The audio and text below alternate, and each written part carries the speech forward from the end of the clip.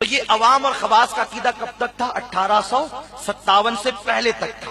لیکن جب انگریز آیا تو اس نے ہمیں لڑانا چاہا، اور یہودیوں نے عیسائیوں میں فرقے بنائے، تو انہوں نے بھی ہمارے اندر فرقے بنائے، اور پھر ہندوستان کا مسلمان فرقوں میں تقسیم ہونے لگا، لڑائیاں شروع ہو گئی.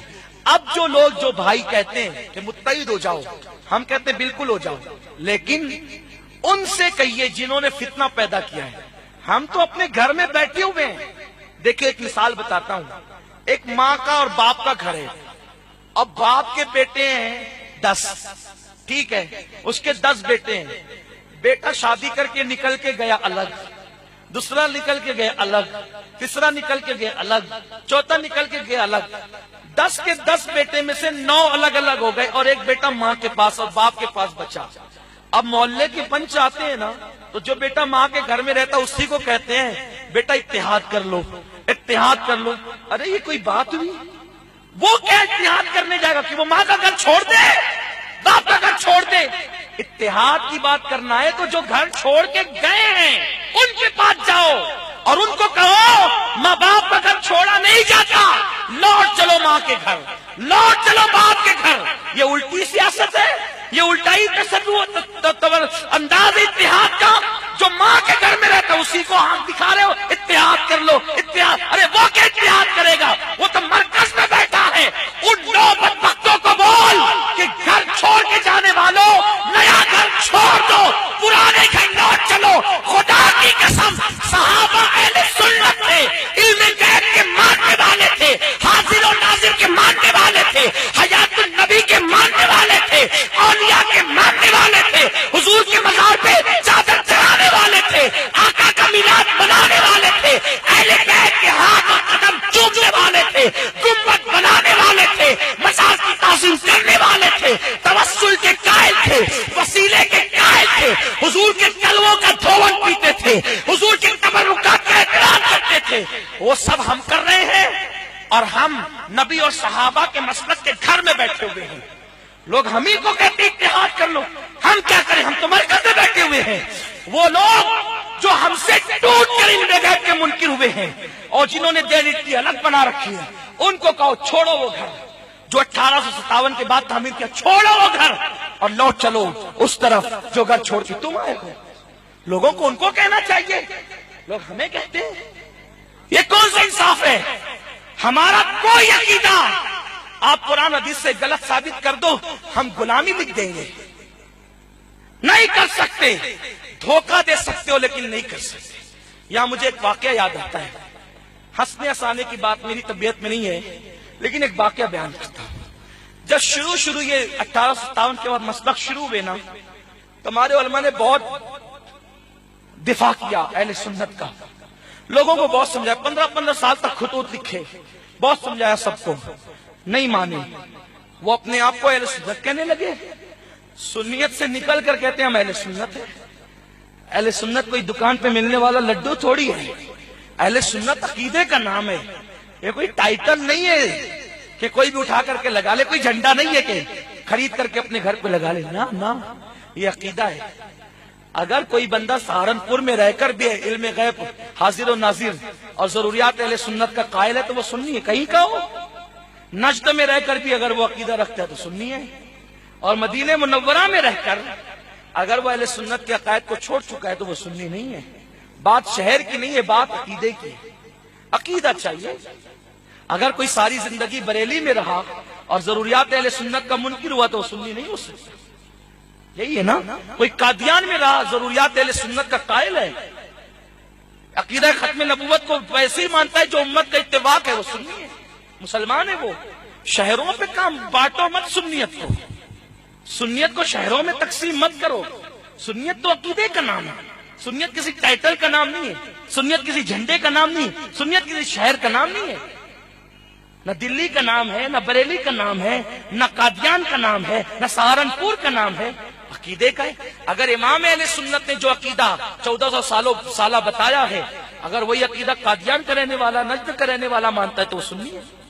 یہ ہمارا عقیدہ ہے. یہ ہمارا نظریہ ہے جس کی آج میں وضاحت کروں. غلطی کروں تو اتنے سارے علماء کی پوری بارات ہے الحمدللہ، یہ فوراً اصلاح کریں گے، اور اصلاح کریں گے تو میں شرح صدر کے ساتھ قبول کروں گا، کھلے دل سے قبول کروں گا، اس لیے کہ ہم غلطی کر کے اڑتے نہیں ہیں. غلطی کر کے اڑنا شیطان کا کام ہے، اور غلطی ہو جائے تو توبہ کر لینا یہ اللہ والوں کی سنت ہے. تو اس لیے اگر یہ چاہیں کہ اصلاح کر سکتے میں فوراً بات واپس دوں گا.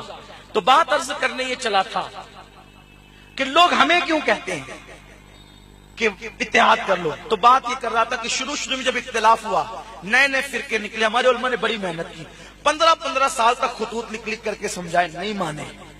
ایک دن ایک نواب جو ہے نا، اس نے سوچا کہ چلو دونوں طرف کے علماء کو بٹھا کر کے سمجھاتے ہیں، یہ متحد ہو جائیں کسی طرح سے، کیونکہ قرآن کہتا ہے وَاعْتَصِمُوا بِحَبْلِ اللَّهِ جَمِيعًا وَلَا تَفَرَّقُوا، اللہ کی رسی کو مضبوطی سے تھامو، فرقوں میں مت بٹو.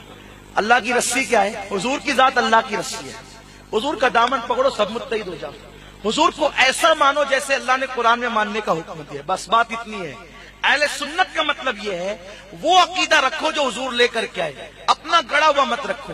دیکھو ایک آسان سی چیز بتاتا ہوں، پہلے غور کرنا. حضور کے کیا کسی صحابی نے کبھی یہ کہا کہ نبی ہماری طرح بشر ہے؟ 1,00,000 روپے کا انعام اپنی جیب خاص سے دوں گا، بتا دو کہ صدیق اکبر نے کبھی کہا ہو کہ نبی ہماری طرح بشر ہے؟ بس حضرت عمر نے کہا ہو.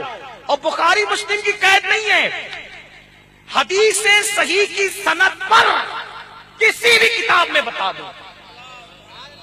بخاری مسلم کی قید نہیں ہے، حدیث صحیح کی شرط پر، سند کے اعتبار سے جو حدیث صحیح کی شرط ہوتی ہے، اس سند کے اعتبار سے، اس طرق سے ایک بات بتا دو کسی صحابی نے کہا نبی ہماری طرح بشر ہے. ہم آپ کو اپنی جیب سے چندہ کر کے نہیں، مسجد کے پیسوں سے نہیں، مدرسے کے پیسوں سے نہیں، بلکہ اپنی جیب خاص سے دیں گے، خدا کی قسم. لیکن میرا ایمان ہے کہ کوئی صحابی نے نبی کو اپنی طرح بشر کہا ہی نہیں. آپ کس بنیاد پہ کہتے ہیں؟ اور کہتے ہیں قُلْ إِنَّمَا أَنَا بَشَرٌ مِثْلُكُمْ کی بنیاد پہ کہتے ہیں. کیوں یہ آیت آج نازل ہوئی ہے ہندوستان میں؟ صحابہ کو یہ آیت نہیں پتا تھی؟ جس دن نازل ہوئی تھی اسی دن صحابہ نے سنا تھا، لیکن پھر انہوں نے کیوں نہیں کہا نبی ہماری طرح بشر ہے؟ اس کا مطلب یہ ہے کہ صحابہ کا یہ عقیدہ نہیں تھا، کیونکہ رسول اللہ نے فرمایا بخاری کی حدیث ہے اَيُّكُمْ مِثْلِي، تم میں کون میری طرح ہے؟ یہ عقیدہ ضرور تھا صحابہ کا. کیا حضور کی طرح نہیں ہے؟ بلکہ اٹھا کے دیکھیں بخاری شریف اٹھا کر کے دیکھیں. صحابہ تو حضور کے بازو میں کھڑے ہونے سے بھی ڈرتے تھے. ہاں توجہ فرمائیں، اس کا مفہوم اپنے الفاظ میں پیش کر رہا ہوں. اللہ کے حبیب علیہ السلام ایک قبیلہ میں صلح کرانے کے لیے گئے، تاخیر ہوئی، نماز کا وقت آیا. اللہ کے حبیب علیہ الصلوۃ والتسلیم کی غیر موجودگی میں صحابہ نے بالاتفاق حضرت سیدنا صدیق اکبر کو مصلی پہ کھڑا کر دیا. صدیق اکبر نماز شروع کی ہے اور اتنے میں حضور تشریف لائیں. جب حضور تشریف لائیں تو صحابہ نے حضور کو حالت نماز میں دیکھا. اب آپ میری بات ذرا غور سے سنیں اور اپنی ایمان اور عقیدے کی اصلاح کریں. حدیث بخاری شریف میں صحابہ نے حضور کو حالت نماز میں دیکھا.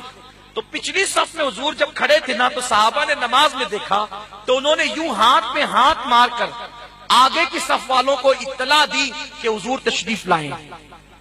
آقا کریم کے لیے صحابہ نے جگہ بنائی تو آقا اس صف میں گئے، انہوں نے آگے والوں کو اطلاع کی حضور آئیں، پھر وہ آگے والوں کو اطلاع کی حضور آگے گئے، پھر انہوں نے آگے والوں کو اطلاع کی حضور آئیں.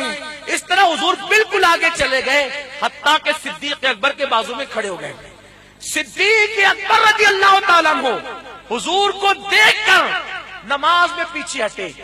ایمان سے بتانا دلوں پہ ہاتھ رکھ کر، اگر نماز میں کسی کو دیکھ کر کوئی پیچھے ہٹے، ہاتھ پہ ہاتھ مار کر یوں اطلاع کرے اور نماز میں اس کا چہرہ تکے، نماز رہ جاتی ہے؟ نماز کا انجام کیا ہوگا؟ نماز کا حال کیا ہوگا؟ یہ میں اب 1857 بھی نہیں، شاہ جہاں کا واقعہ تاریخی بھی نہیں، بلکہ بخاری شریف کی حدیث پیش کر رہا ہوں. حضور علیہ السلام ابو بکر صدیق کے بازو میں، صدیق اکبر پیچھے ہٹنے لگے، حضور نے پیٹھ میں ہاتھ رکھ کے کہا تو نماز پڑھا ابو بکر. ابو بکر صدیق 2 سیکنڈ کے لیے پھر رک گئے.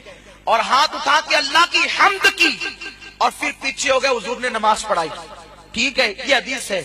پھر نماز کے بعد آقا نے فرمایا ابو بکر جب میں نے تجھے حکم دیا کہ تو نماز پڑھا تو کس چیز نے تجھے روکا نماز پڑھانے سے؟